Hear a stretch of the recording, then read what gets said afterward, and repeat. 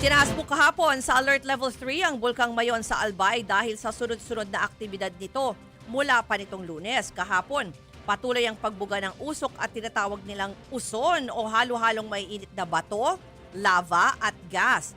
May ilang LGU na nagkasa ng forced evacuation. Narito po ang report ni Ian Suyu.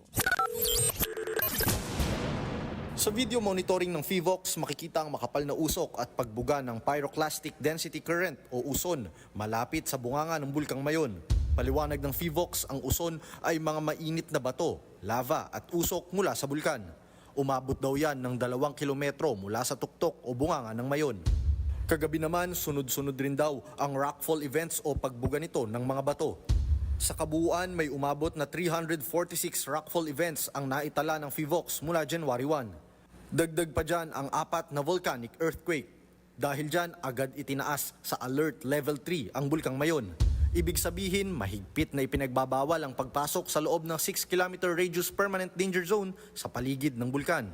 Kabilang dito ang 3 syudad at 6 na munisipalidad na nasa loob niyan. Kabilang na ang Legazpi, Ligao, Tabaco, Daraga, Ginubatan, Kamalig, Malilipot, Bakakay at Santo Domingo.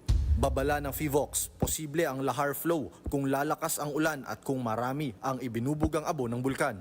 Posible rin daw ang ashfall o pag-ulan ng abo sa mga apektadong lugar.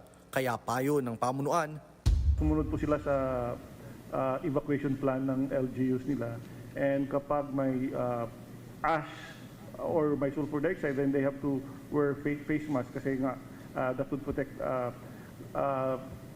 the face mask would protect themselves lalo na kapag may respiratory problem sila. Samantala, nakapanayam na rin natin kanina ang lokal na pamahalaan ng Kamalig sa Albay. Magpapatupad na raw sila ng forced evacuation sa mga apektadong residente. Ang nasa 6 kilometer kasi namin, nasa almost 118 families. I-evacuate natin.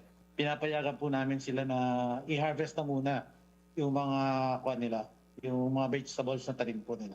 Nagbabalita mula sa frontline, Ian Suyu, News 5. Mga kapatid, ako po si Ruth Cabal. Dito tayo sa totoo, dito tayo sa True FM. Mag-follow at mag-subscribe din po kayo sa aming social media accounts at True Network PH. Diyan po yan sa aming X na dating Twitter, sa FB, sa Instagram, sa YouTube, sa TikTok at sa mga podcast. At syempre, tutok din po kayo sa Signal True TV Channel 19.